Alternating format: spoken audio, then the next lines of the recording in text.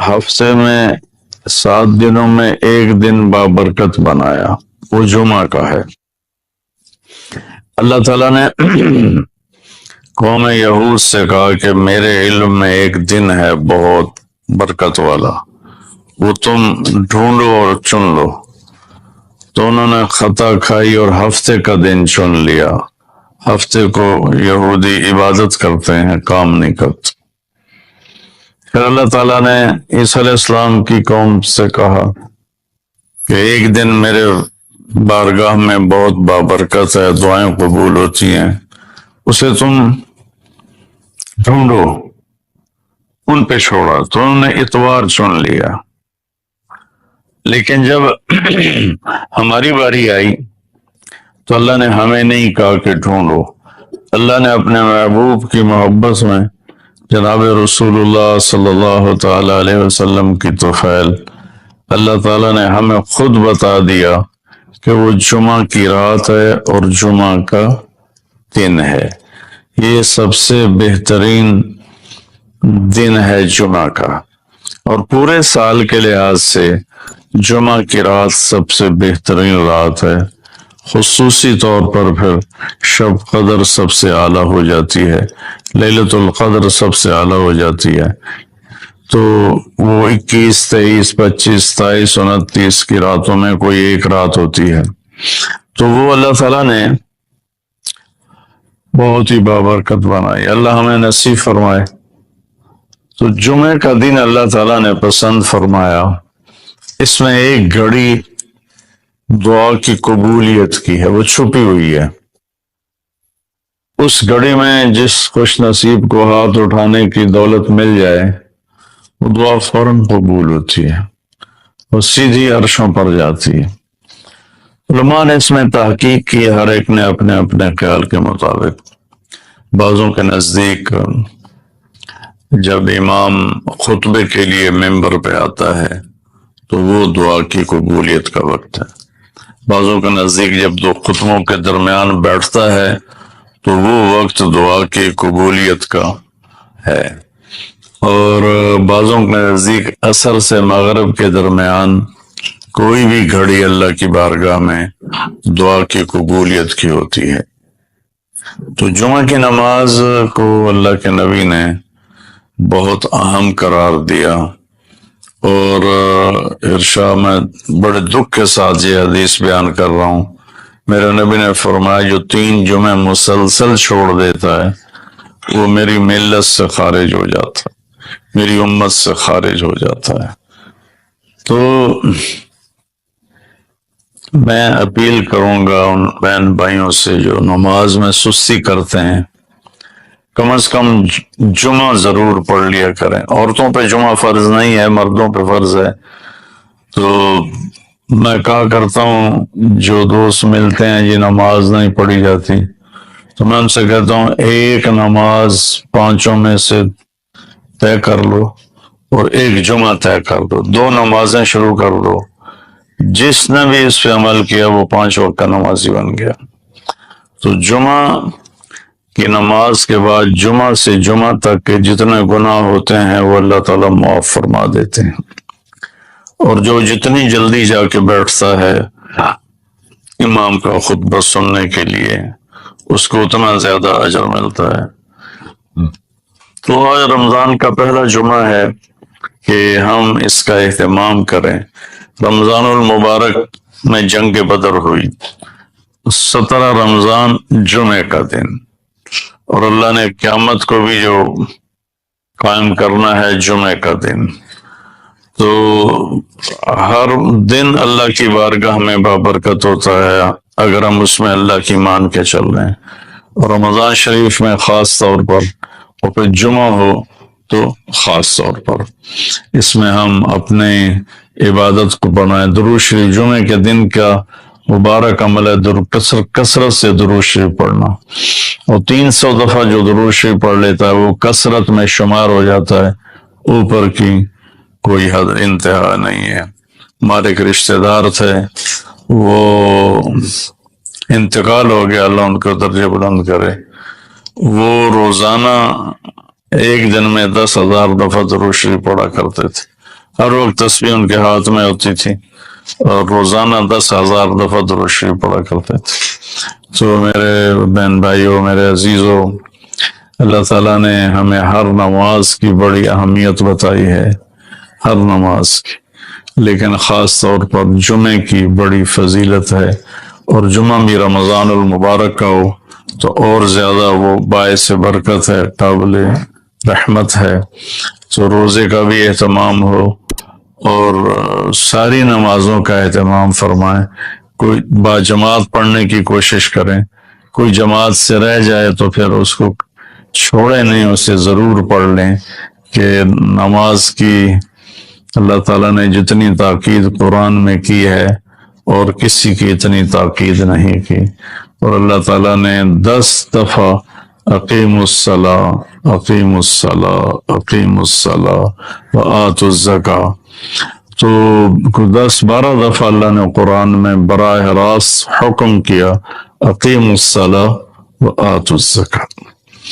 اور ادھر اللہ پاک کی رحمت کے دروازے کھلے ہوئے ہیں، اللہ کا عرش پہلے آسمان پر ہے، جنت کے دروازے کھل چکے ہیں، جہنم کے دروازے بند ہو چکے ہیں، اور میرے نبی کا فرمان ہے کہ اگر میری امت کو پتہ چل جائے رمضان کیا ہے تو تمنا کریں گے کہ سارا سال ہی رمضان ہو، اتنی اللہ کی رحمت ہوتی۔ اللہ نے فضل فرمایا، صرف 1 مہینے کے لیے ہمیں اللہ تعالیٰ نے اس کا پابند کیا۔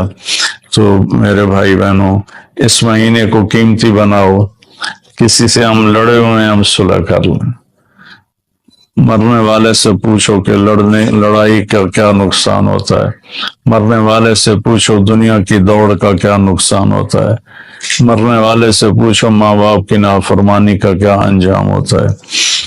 امام بخاری رحمۃ اللہ علیہ نے ایک واقعہ نقل کیا ہے کہ ایک گاؤں میں ایک نوجوان کو دفن کیا گیا، تو عصر کے بعد اس کی قبر پھٹتی اور وہ قبر سے نکلتا، اور اس کا چہرہ گدھے کا ہوتا تھا، اور وہ 3 دفعہ گدھے کی آواز نکالتا تھا، پھر وہ قبر میں گرتا تھا، قبر مل جاتی تھی۔ تو لوگوں نے اس کی ماں سے پوچھا کہ یہ کیا چکر ہے؟ تو اس کی ماں نے بتایا کہ شرابی تھا، شراب پیتا تھا، تو میں اسے روکتی تھی نہ پیا کر، تو آگے مجھے کہتا تو کیا گدھے کی طرح آوازیں نکالتی رہتی ہے، مجھے نہ سنایا کرو۔ تو اللہ تعالیٰ نے تھوڑا سا اس کا انجام دکھا دیا کہ ماں باپ کو اس طرح تکلیف دینے سے کیا ہوتا ہے۔ تو بھائیو، ایک تم نماز کو زندہ کریں، میرے نبی نے کہا جعلت قرۃ عینی فی الصلاۃ، نماز روزے سے بڑا فرض ہے، میری آنکھوں کی ٹھنڈک نماز میں ہے۔ اور جب آپ دنیا سے تشریف لے جا رہے تھے تو آپ نے پورے دین کو 2 لفظوں میں بیان کیا، ایک ہے حقوق اللہ، ایک ہے حقوق العباد، اور ایک ہے بندگی اور ایک ہے معاشرت۔ تو آپ نے فرمایا الصلاۃ، جب آپ دنیا سے تشریف لے جا رہے تھے آپ نے حضرت ام عائشہ رضی اللہ عنہ علیہ السلام کے سینے پر یوں سر رکھا ہوا تھا، اس طرح کر کے ایسے، اور ام عائشہ نے آپ کو سہارا دیا ہوا تھا، اپنے سینے پر لٹایا ہوا تھا۔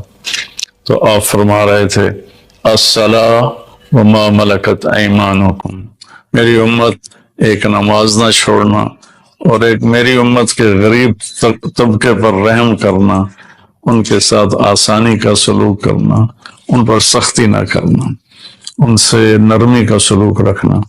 پھر الصلاۃ وما ملکت ایمانکم، نماز نہ چھوڑنا، نماز نہ چھوڑنا، نماز نہ چھوڑنا، اور آخری الفاظ بھی یہی تھے الصلاۃ الصلاۃ الصلاۃ، نماز نماز نماز۔ پھر فرمایا اللہم الرفیق الاعلی، اللہ نے زکوٰۃ فرض کی ہے تو زکوٰۃ نکالو۔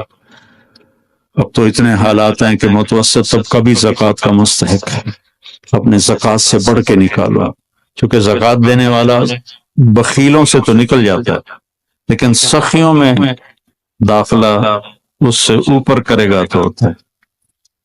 2,500 دے دیا نا 1 لاکھ میں سے، تو باپ پہ بخیل کا لیبل نہیں لگے گا، لیکن سخی کا بھی نہیں لگے گا، اوپر چوانی خرچ کر دو تو ایک سٹیپ آپ آ جائیں، سخی بن کے زندگی گزارو. لوگوں پہ خرچ کرنے کا مزہ بہت ہے، جوڑنے کے مزے سے زیادہ لگانے کا مزہ ہے. جب مظلوم فریاد کرتا ہے تو آسمان کے سارے دروازے اس کے لیے کھل جاتے، اور خاص طور پر جب یتیم پر ظلم ہوتا ہے تو اللہ کا عرش کانپ اٹھتا ہے، ساتوں آسمان کانپ اٹھتے ہیں، اور اللہ عرشوں سے کہتا ہے کون ہے جس نے اس یتیم کو رلایا ہے. آج کتنے یتیموں کی جائیدادوں پہ قبضے ہو چکے ہیں، اور کتنے ان کے لیے کیس تیار ہیں کہ انہی کی ہے، یتیموں کی نہیں ہے. سویا ہوا ہے میرا اللہ، پتا انہوں کو نہیں پتا لگا کی ہوندہ پہ ہے. اس نے اپنے نبی کو یتیم بنا کے بھیجا تھا. ہاں میرے بھائیو بہنوں، معاملہ تو اللہ اس کے رسول کی طرف رجوع کرنے سے بنے گا. آپ عظیم پیشے سے، میرے اللہ نے آپ ہماری ریڑھ کی ہڈی معیشت نہیں، ہماری ریڑھ کی ہڈی عدل ہے. عدل، جب ریڑھ کی ہڈی ٹوٹ جائے تو وہ انسان کھڑا نہیں ہو سکتا. معیشت بھی ہو، تجارت بھی ہو، زراعت بھی ہو، سب کچھ ہو اور عدل نہ ہو تو ریڑھ کی ہڈی ٹوٹی ہے. یہ ویل چیئر پر تو چل سکتا ہے، پاؤں پہ نہیں چل سکتا. بھوک ہو، افلاس ہو، لیکن عدل قائم ہے تو یہ اپنی کمر پہ کھڑا ہوا ہے، یہ اپنے پاؤں سے چلے گا. ہمارے معاشرے کی کمر ٹوٹ چکی ہے، ہمارے معاشرے کی کمر ٹوٹ چکی ہے. میرے نبی نے کہا اتقی دعوت المظلوم. میرے نبی نے فرمایا مظلوم کی بد دعا سے بچنا، مظلوم کی بد دعا سے بچنا. اور مظلوم کہا، مظلوم ہندو، دہریہ، کافر، مومن، مسلم سب برابر، ایک برادری ہے. مظلوم ایک برادری ہے. وہ عیسائی ہے مظلوم ہے، مسلمان ہے مظلوم ہے، یہ ایک برادری ہے. مظلوم کی بد دعا، میرے نبی نے کہا اللہ اور اس کی بد دعا کے درمیان کوئی چیز رکاوٹ نہیں ہوتی مظلوم کی بد دعا سے. میرے نبی نے فرمایا بنی اسرائیل میں ایک عورت تھی، اس کا جھونپڑا تھا، بادشاہ نے محل وسیع کیا، جھونپڑا اس میں آ رہا تھا، انہیں کہا گرا دو. اما تھی نہیں، واپس آئی تو اس کا جھونپڑا ملبے کا ڈھیر تھا. وہ کہنے لگے یہ میرے گھر کو کس نے گرایا ہے؟ لوگوں نے کہا یہ بادشاہ نے حکم دیا گرا دیا ہے. تو اس نے ملبے کے ڈھیر پر یوں کہا میرے رب میں تو موجود نہیں تھی، تو موجود تھا. میں تو موجود نہیں تھی، تو موجود تھا. بس ایک بول. تو وہیں کھڑے کھڑے اللہ نے اس بادشاہ کو اس کے محل سمیت زمین میں دھنسا دیا.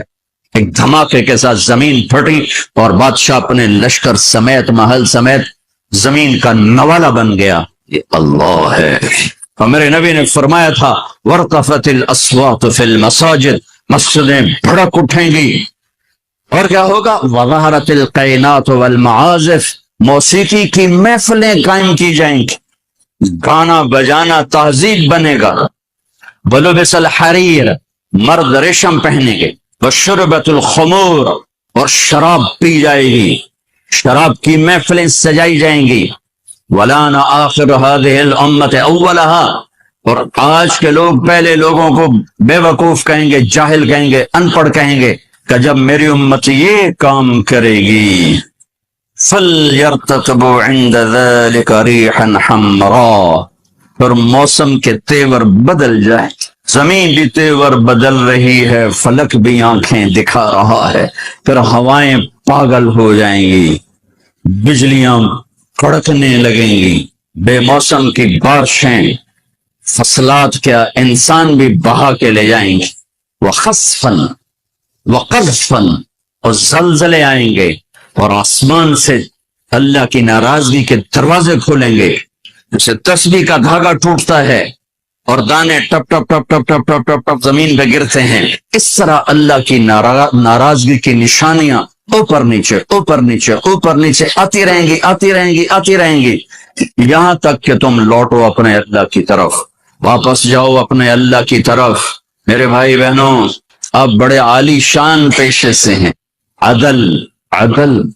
وَوَضَعَ الْمِيزَانَ، پہلے اللہ نے کہا میرا عدل دیکھو. وَوَضَعَ الْمِيزَانَ، ارے میرا عدل دیکھو، اس کائنات کو اتنے عدل کے ساتھ چلا رہا ہوں کہ 1 ملی میٹر کی گنجائش کوئی نہیں دائیں بائیں ہونے کی، اور 1 سیکنڈ کی گنجائش کوئی نہیں آگے پیچھے ہونے کی۔